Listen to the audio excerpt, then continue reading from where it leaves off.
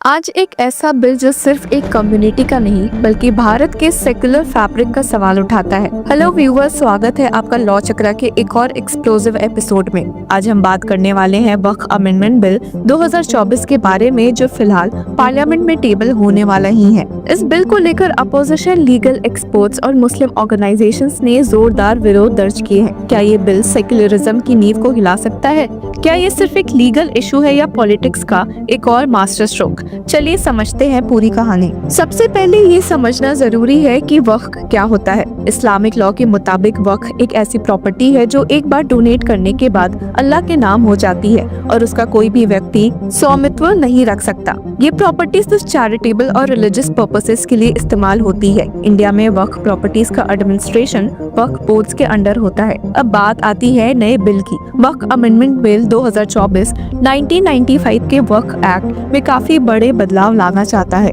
ये bill government को वक्फ properties पर और ज्यादा कंट्रोल देने की कोशिश कर रहा है। कई नए प्रोविजन इस बिल में इंक्लूड किए गए हैं। वक्फ बोर्ड्स और सेंट्रल वक्फ काउंसिल में नॉन मुस्लिम्स का शामिल होना, ये एक बहुत ही कंट्रोवर्शियल पॉइंट है, क्योंकि इस्लामिक स्कॉलर्स कहते हैं कि ये डायरेक्ट इंटरफेरेंस है एक रिलीजियस बॉडी के काम में। वक्फ बाय यूजर प्रोविजन का हटा दिया गया है। इसका मतलब ये है कि जो भी प्रॉपर्टी कई सालों से रिलीजियस या चैरिटेबल पर्पसेस के लिए यूज हो रही थी बिना किसी लीगल डॉक्यूमेंटेशन के, अब उसका वक्फ स्टेटस ऑटोमेटिकली नहीं रहेगा। वक्फ प्रॉपर्टी सर्वे का कंट्रोल सर्वे कमिश्नर के बजाय कलेक्टर के पास चला गया है। इसका असर ये होगा कि अब वक्फ प्रॉपर्टीज की ओनरशिप का फैसला एक एडमिनिस्ट्रेटिव अथॉरिटी करेगी जो जुडिशरी से अलग होगी। वक्फ ट्रिब्यूनल्स की पावर कम कर दी गई है। पहले वक्फ ट्रिब्यूनल्स काफी इंडिपेंडेंट थे, पर नए बिल के मुताबिक हाई कोर्ट्स इस ट्रिब्यूनल के फैसले को रिव्यू कर सकेंगे। इसका मतलब अब केसेस काफी लंबे खिंच सकते हैं। लीगल एक्सपर्ट्स का भी कहना है कि अगर ये बिल पास होता है तो वक्फ बाय यूजर प्रोविजन खत्म होने की वजह से हजारों मस्जिद,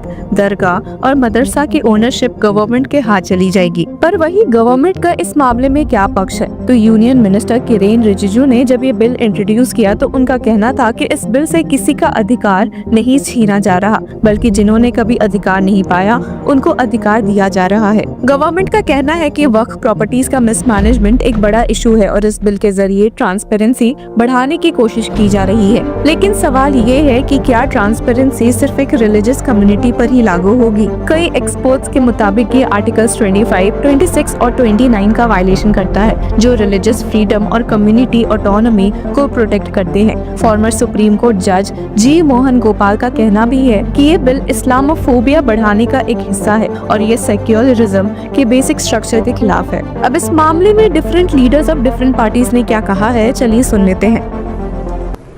आज all India Muslim personal law board ने प्रोटेस्ट किया है वक्फ अमेंडमेंट बिल को लेकर। आपका क्या कहना है इस पूरे विषय पर? जिस दिन से ये बिल पार्लियामेंट में इंट्रोड्यूस हुआ था उस दिन से लेके और फिर इस पे जेपीसी बनी, मैंने मांग की थी। हमने पहले दिन भी विरोध किया जब इंट्रोड्यूस हुआ, फिर मैंने जब जेपीसी बनी उसमें मांग की कि मुझे उसमें रखा जाए। उसके अलावा जहाँ जहाँ ये जेपीसी की टीम गई है, कमेटी गई, वहाँ हमारी पार्टी ने ज्ञापन देकर इसका विरोध किया, चाहे वो झारखंड में हो या बिहार में हो।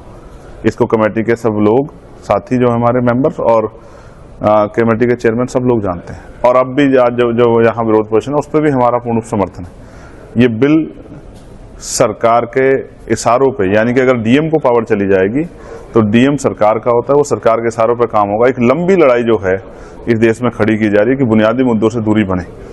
जब इस तरह के रोज विवाद होंगे तो जो SC, ST, OBC के बुनियादी मुद्दे हैं वो बुनियादी मुद्दों पर चर्चा नहीं होगी, रोटी कपड़ा मकान पर चर्चा नहीं होगी। और एक हिंसक समाज बनाने के लिए और मुसलमानों के जो हक है उनको लूटने का प्रयास सरकार कर रही है।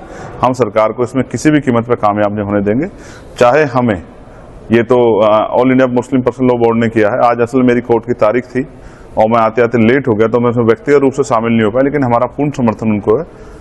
और अगर वो भी नहीं करेंगे तो हम भी इसके खिलाफ प्रोटेस्ट करके अपनी पार्टी के बैनर पे सरकार द्वारा किए जा रहे अन्याय को रोकने काम करेंगे। लेकिन जेपीसी के चेयरमैन का साफ तौर पर कहना है कि ये आप लोग जानबूझकर सियासत कर रहे हैं, राजनीति कर रहे हैं। ये बिल्कुल मुसलमानों के हित में है, जो गरीब मुसलमान हो चाहे महिलाएं हो, इन सबके हित का है। ये बीजेपी कितनी मुसलमानों की हितैषी है ये तो सब लोग जानते हैं। इसका उदाहरण संबल भी है, इसका उदाहरण अयोध्या भी है। सारे उदाहरण इस बात के को स्पष्ट करते हैं कि बीजेपी जो है वो CA, NRC मुसलमान से कितना प्रेम करती है। इनका प्रेम वो ऐसा ही, बिल्कुल ऐसा ही है कि जैसे किसी का कत्ल भी हो जाए और उसको रोने भी ना दिया जाए। मैं स्पष्ट तौर पर कर दूं कि बीजेपी की जो मंशा है मुसलमानों को कुचलने की, हम लोग इसको कामयाब नहीं होने देंगे। 1995 में जो कानून था वो अपने आप में पूर्ण था। अगर कानून में कोई खामियां थी तो सरकार को ठीक करना था, लेकिन सरकार तो पूरी तरह से बर्बाद करने पे तुली है। देखिए, इस विषय पे मैं बहुत ज्यादा नहीं जानता हूं, लेकिन मुझे इतना पता है, जो मैंने कुछ लोगों से बात की है, कि इसमें जो पूरा बीजेपी सरकार का जो मंशा है वो सांप्रदायिक है। या तो किसी समाज के कल्याण की आप बात कर रहे होते तो हम समझते। जो उन्होंने बातें बताई हैं वो ये है, एक तो क्या है कि ये कानून मुस्लिम समुदाय से संबंधित रखता है। उसके समुदाय ने, जो लोगों ने अपनी अपनी जमीनें वक्फ की, जिसे कहते हैं कि चैरिटी के लिए या ईश्वर के नाम पर अपनी अपनी जमीनें दी, ये उनका मसला है। तो जिसकी जमीन है, जिसका मसला है, उसको तो कॉन्फिडेंस में लेना चाहिए था ना। और अगर उसको कॉन्फिडेंस नहीं है तो फिर सरकार क्यों उसमें उस तरीके के बदलाव कर रही है जिसमें पूरे समुदाय को यह संशय है कि उनका अहित होगा। ये बात समझ में नहीं आती। इसलिए मुझे लगता है सरकार को और ज्यादा इनको कॉन्फिडेंस में लेना चाहिए। भाई, अगर आप कोई अच्छा काम कर रहे हो तो ये लोग सड़क पर क्यों हैं? आपने तो किसान बिल में भी यही कहा था ना कि बहुत अच्छा है, फिर क्यों हटा लिया? रहा है तमाम जो अपोजिशन के एमपीज हैं, चाहे वो कांग्रेस हो या डीएमके हो या इंडियन यूनियन मुस्लिम लीग के सांसद हो, सब जो है समर्थन दे रहे हैं। आप लोगों का क्या कहेंगे मैम, हज कमेटी की अध्यक्ष? देखिए, सबसे पहली बात तो ये है कि इस धरना प्रदर्शन का मतलब क्या है, मुझे तो ये नहीं समझ में आ रहा। वक्त में जेपीसी में सभी महत्वपूर्ण दलों को जगह दी गई है, इंक्लूड किया गया है। यहाँ तक कि एआईएमएम के जो ओवैसी साहब हैं वो भी तो इंक्लूडेड हैं इसमें। सभी की राय ली गई है, सभी को इंक्लूड किया गया है। और दूसरी बात ये है कि आपको कुछ भी कहना है तो आपके लिए संसद है ना, संसद में बहस करिए ना, अपनी बात रखिए सामने।